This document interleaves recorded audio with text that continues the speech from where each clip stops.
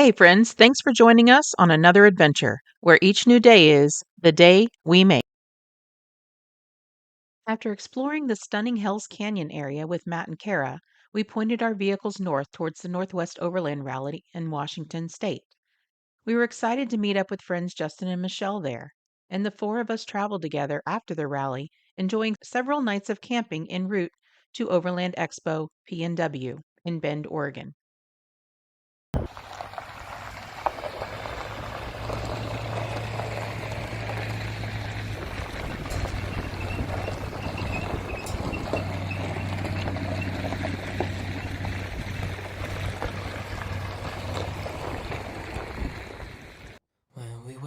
The more we climbed in elevation, the cooler the views got. We just had to stop and check them out.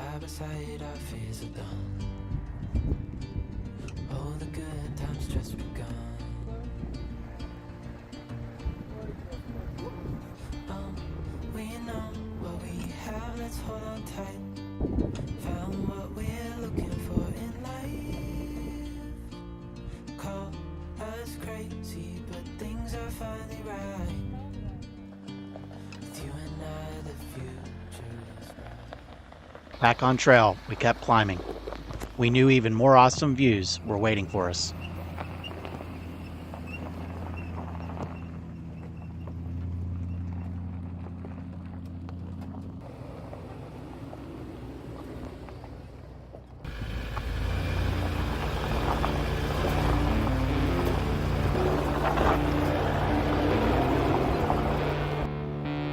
We were all enjoying the views, and the trail so far has been scenic and not challenging at all.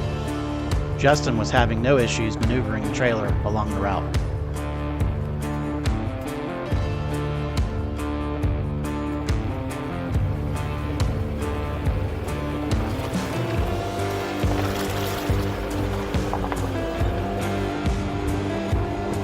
This overlook was perfect. Time to hop out and see more amazing views.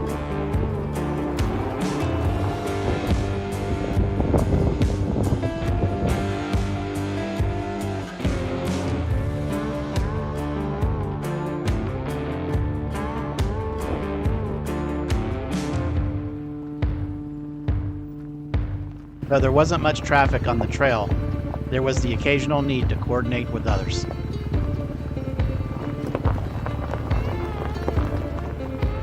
We encountered a section of the trail that we decided was too difficult to continue. It looked like it had a recent landslide, prompting us to backtrack. Sometimes it's prudent to err on the side of caution, and this was one of those instances. With that detour decided, we set our sights on Cow Canyon. While our time on the backcountry discovery route was brief, this section we experienced was undeniably stunning.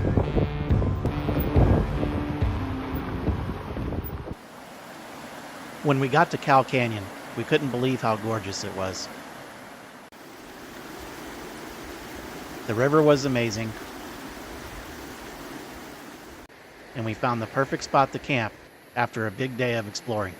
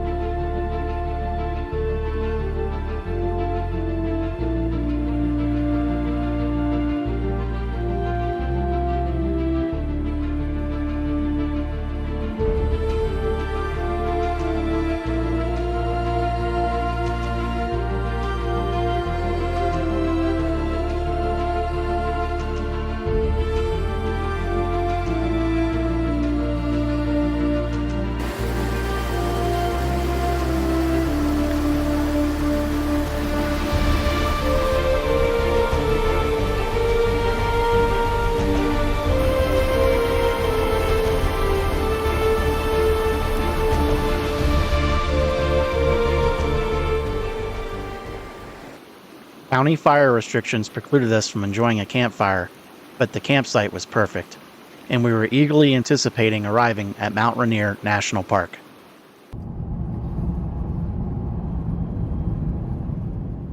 This was our first time here, and from what we were already seeing, we were in for a real treat. Our timing couldn't have been better. The weather was beautiful, and we welcomed the lack of crowds. Pushing further into the national park, we were looking for a spot to make breakfast. We broke camp early to get a jump on the day, and we needed to fuel up before we began exploring. It wasn't long before we found just the right spot. So after a beautiful campsite and camping overnight in the Cow Canyon, we're here checking out Mount Rainier. New place for us, new state for us. So this is exciting. I smell something cooking. Bacon. Bacon. Wow, well, you can't go wrong with bacon. Scramble. Yum. You're making enough for everybody, right, Justin? Sure, absolutely. I got plenty. I think Except I for only have... Josh, he's sleeping, right? Right. Yeah, we got Josh up super early, so he's not super Put happy. a piece of bacon under his nose. There you go.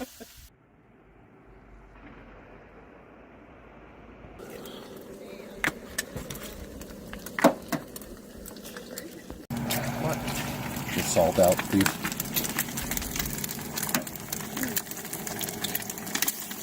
Let me tell you, that breakfast that Justin whipped up was absolutely delicious. He can cook for me anytime. With our bellies full and our spirits high, it was time to hit the trail and embrace the adventures that awaited.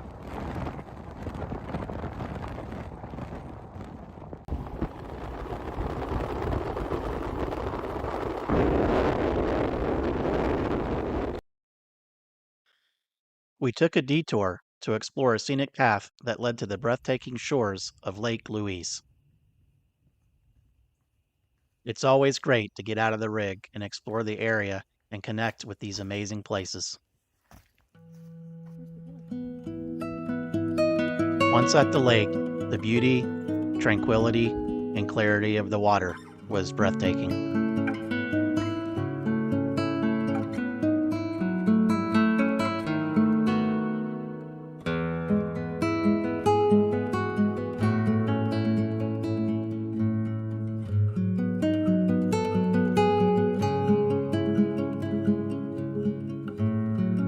Rejuvenated from our time spent at the lake, it was time to head back to the rigs and continue our journey.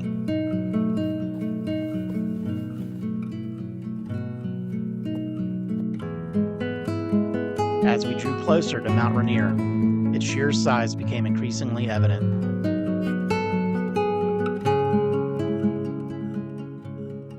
Dominating the surrounding landscape with its majestic presence.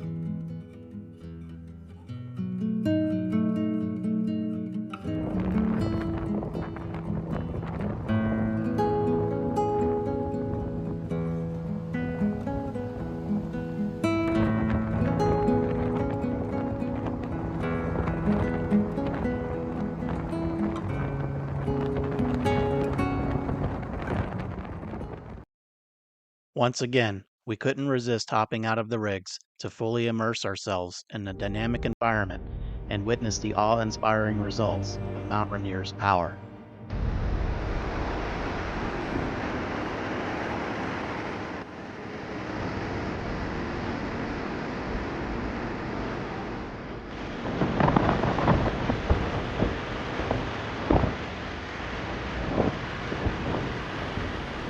After a full day of adventure, it was time to start searching for the perfect campsite where we could reminisce about the day's experiences around a crackling campfire and enjoy a delicious meal to cap off the perfect day.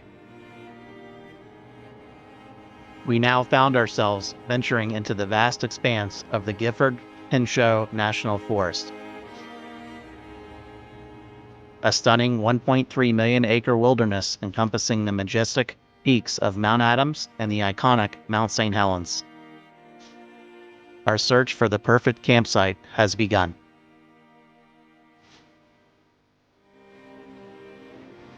Justin and I took some time to explore the various campsite options, carefully weighing our choices before finally settling on the perfect spot to call home for the night.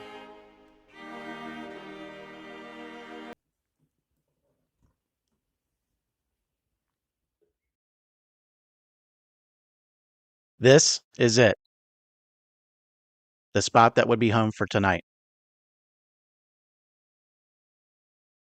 All right, time to grab some meat for dinner. We're gonna have spaghetti tonight.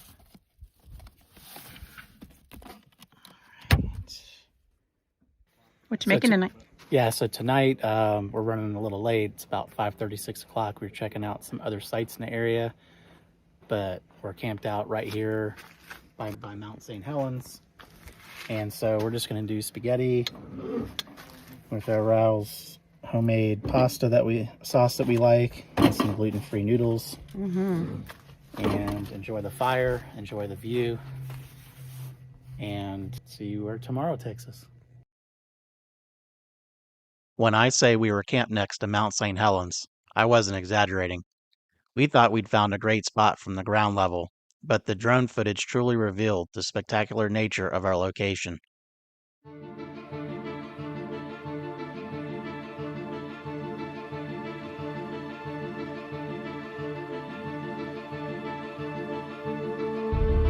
It captured the sheer scale and majesty of Mount St. Helens, showcasing its towering presence against the backdrop of the surrounding wilderness. Our campsite was nestled amidst the breathtaking landscape, offering an unparalleled view of this iconic volcano. After a satisfying meal and some quality time spent together, it was time to settle in for the night. All that remained was to witness a truly breathtaking sunset and embrace the serenity of the evening, surrounded by the awe-inspiring beauty of Mount St. Helens.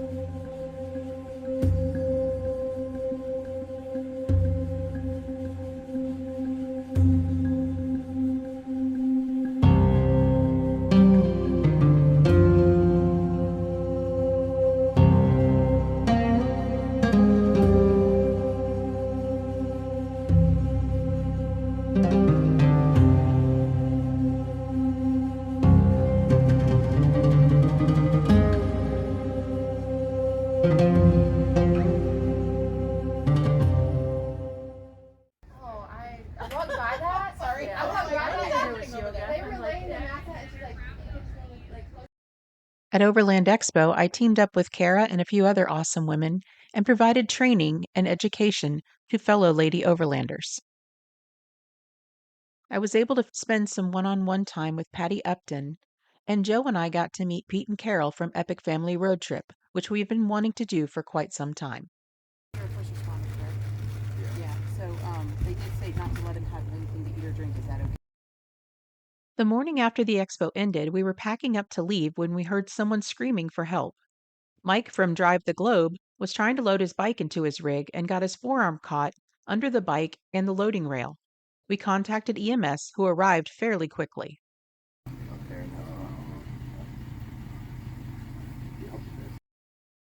While Mike was at the hospital getting his arm checked out, the rest of us tried to load his bike into his rig and get it secured for his trip.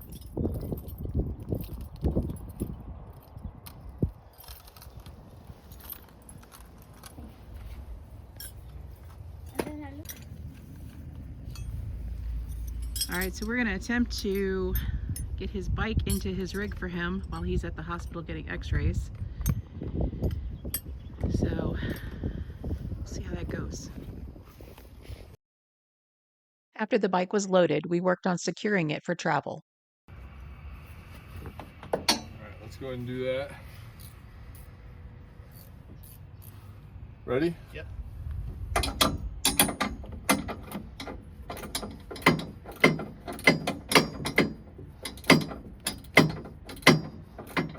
Wrench or a deep well is the only way. If we had to use a regular wrench on that, we'd be here for an hour Yeah. screwing this damn thing.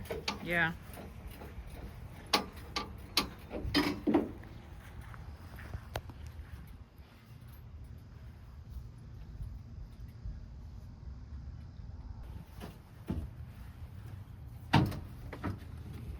All right, get ready. I'm Are we releasing going in it. or out? I'm releasing it. I just want you to stay, put a little bit of pressure on it because the piston's jammed right now. Okay. So we gotta undo that jam. A piston had broken underneath the bike, and Mike had injured his arm when he was trying to repair like it. An inch or two. Okay, right there's good. Okay.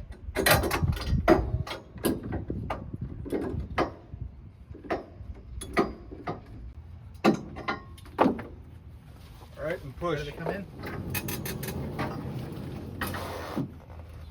All right.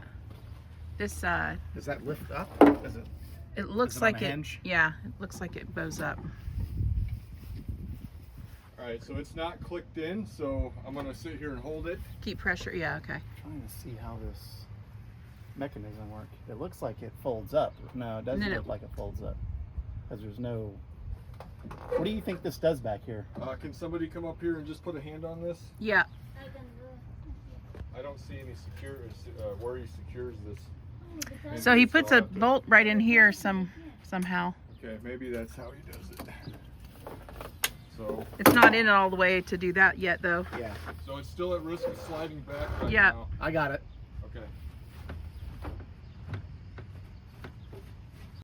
Well, let's pull it back a hair. Okay, now let it down. Okay. Yeah. I just don't want this Yeah. to come out. Go ahead, you're good. And then lift it up off. Yep. Watch your arm under there. Toady, put a hand on the, push the bike forward. What we need to do is get a bolt to go into this to hold that still. Okay, now that one needs to come off that pin. Yeah. There we All go. right, I got it. All right. Like that. Not yet. Keep pushing. Yeah, where's that threaded? Black thing there. This one. I think this goes in there. You have to line it No, up. it's though. not high enough though. So that's the pin if that's not it.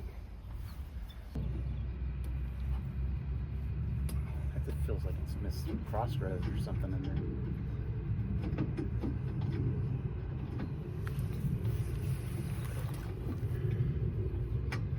You know what I mean? It just feels like it's wobbling in there.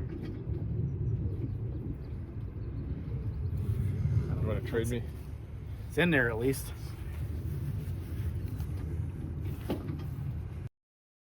After a combination of guesswork and teamwork, we got the bike loaded and secured. At least we got that in there. And now we just got to figure out where this additional ladder piece goes.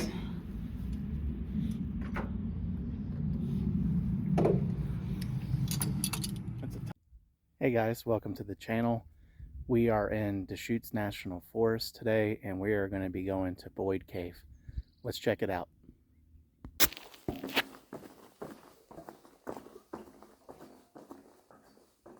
Joe went on a short solo hike to Boyd Cave, and then we headed east to find camp for the night. The next morning, we took a quick dip in a local hot spring.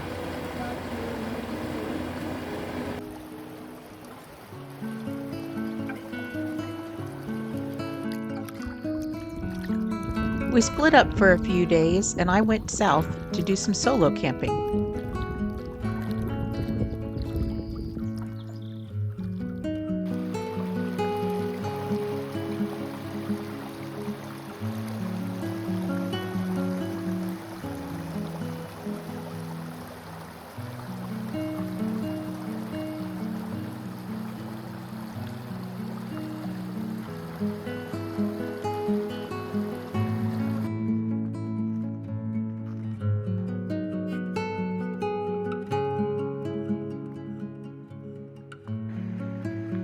As you can see, this campground has amazing views of these cliffs along the river.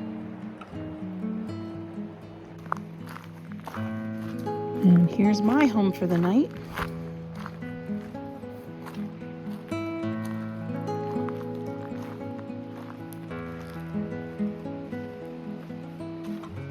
Check this out.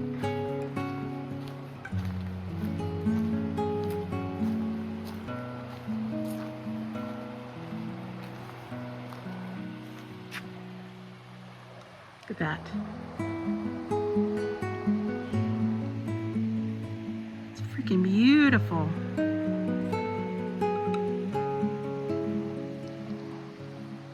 And down this way, this is where I saw the sheep earlier ramming each other and fighting. So pretty. Let's go down to the water, show you that.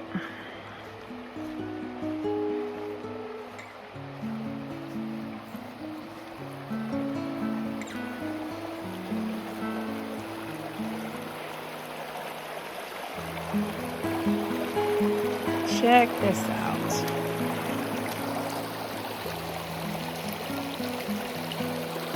It's the Dolores River in southwest Colorado.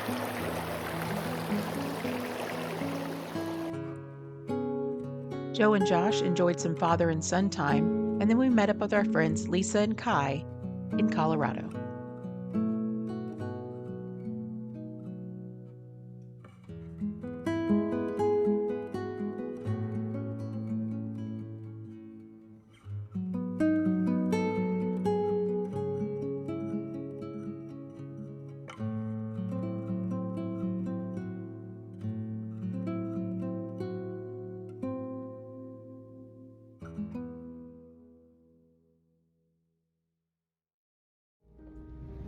Doing Tin Cup Pass today. It's rocky to say the least. Reaching an elevation of 12,154 feet above sea level, Tin Cup Pass offers breathtaking views and a thrilling off-road experience.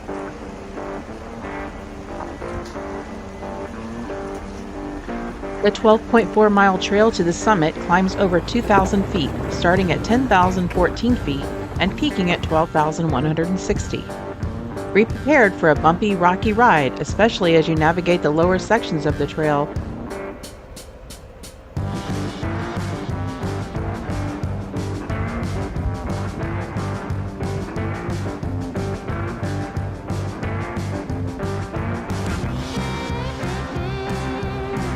As you can see, Tin Cup Pass Trail had quite a few obstacles to overcome.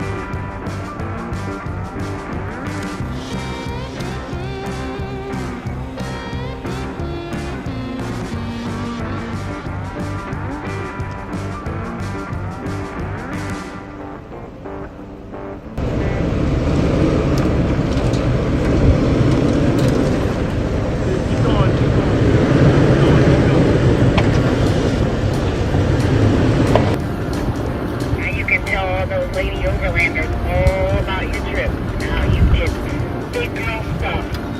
Good for here when you're coming down into this.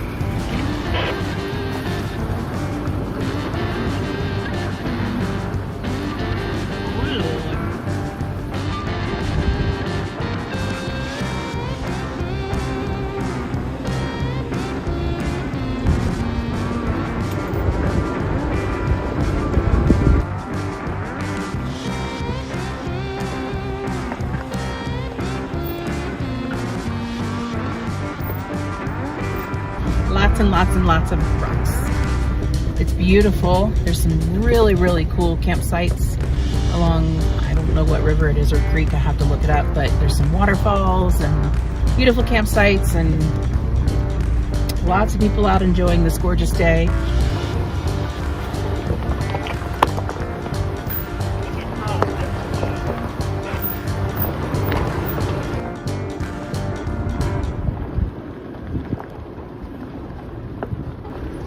As we made our way along the trail, we had to get creative at times with navigating the off-camber and rocky terrain.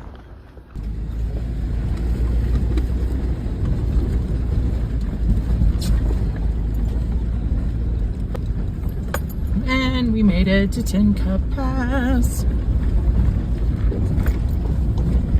Nice. And it's just as beautiful as I thought it was going to be. Even better.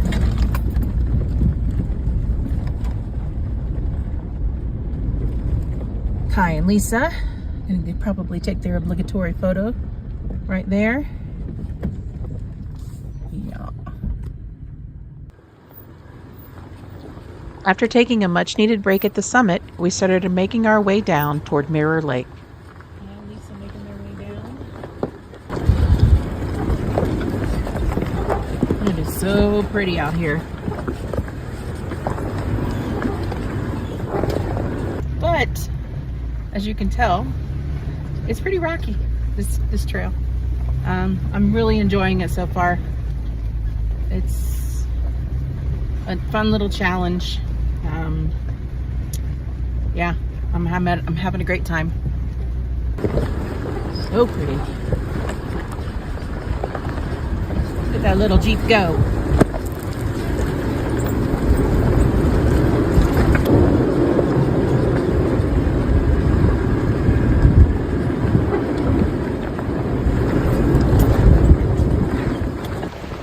I said,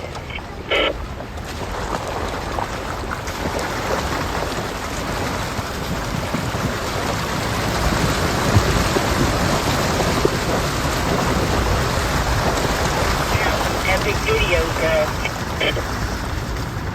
Woohoo, that's good since I lost 4 months worth of content. Right? Bunch of fishing boys hanging out. Mirror Lake provided the next challenge for us.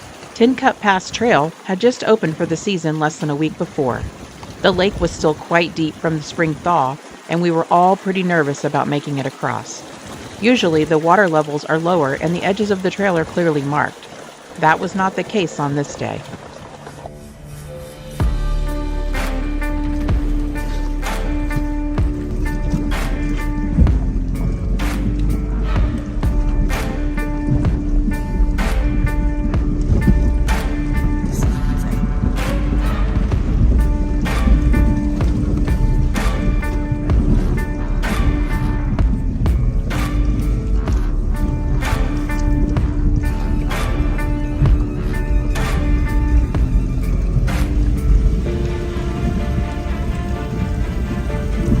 Too wet.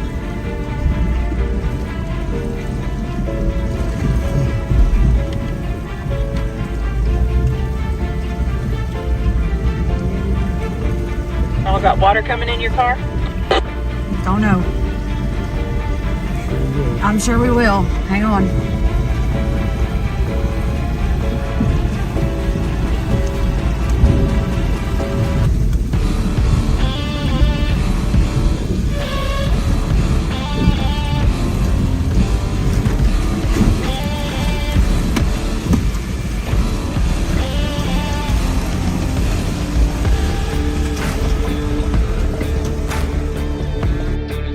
Next, it was my turn to attempt the first of 2 big water crossings.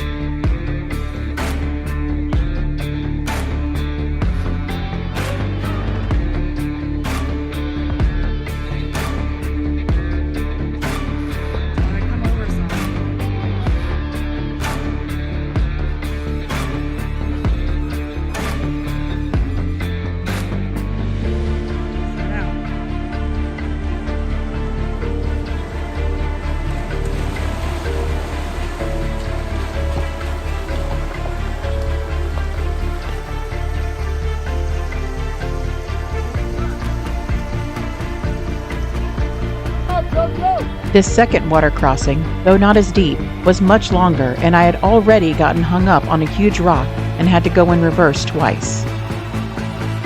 Speaking of fishing there, she's not fishing. Look at him go. Yeah, he's just blowing right through it.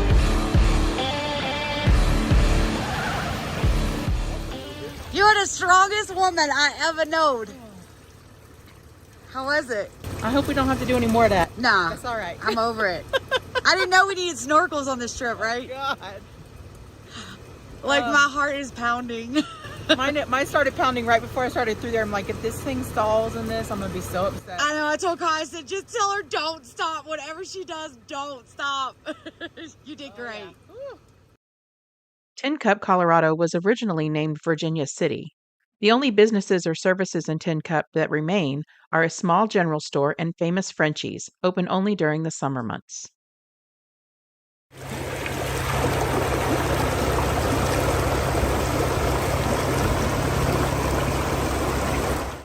How's the water, Mama?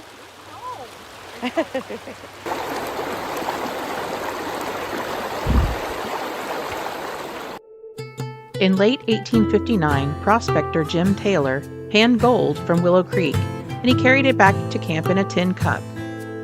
He named the valley Tin Cup Gulch.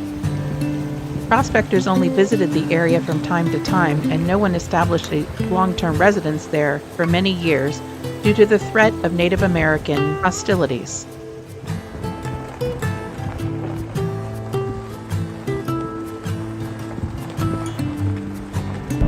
We have found the Colorado elk, or Black Angus. Close you get. Yeah, I Elk? mean, Is it buffaloes? taking bets. I'm pretty sure that's cow. I did some exploring in the San Isabel National Forest and found the perfect site for the night. Oh, Don't fall.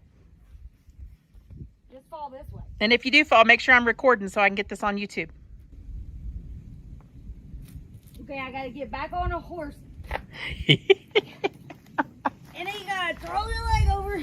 Oh my gosh. I need to go call the insurance company before you Ow. start those shenanigans. I think I ripped my pants. I need to make sure that premium's paid up. Make sure everything's just right. She just ripped her business. Look, I got war wounds. Oh Lord. You made it. What we do for a good picture. But look at that view. Look at that view, girl. Look at that. That'd be happy. You can't miss that, man. Happy view. The San Isabel National Forest is located in central Colorado. The forest has 19 of the state's 53 14ers, along with epic sunsets.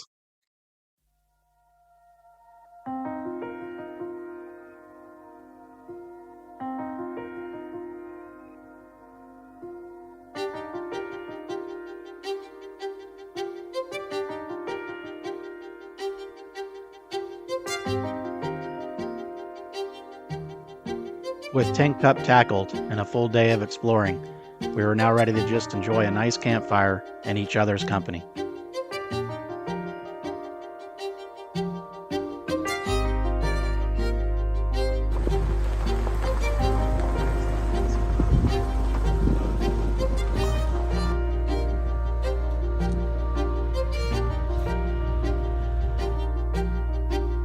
Next, we headed up Schofield Pass.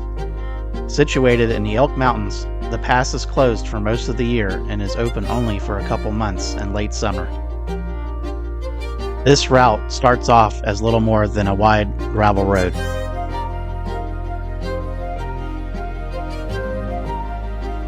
It isn't long before you hit the shelf roads, the grade increases, and the views begin to really open up.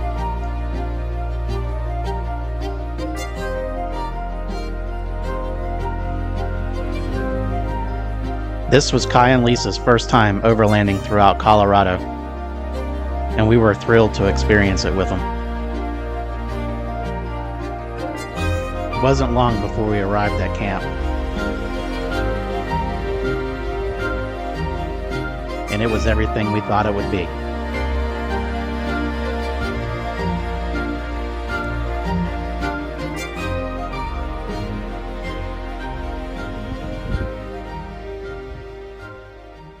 Located in the Gunnison National Forest at over 11,000 feet, the views here were stunning, and celebration of Tin Cup was in the air. Cheers! Tin Cup! Tin Cup.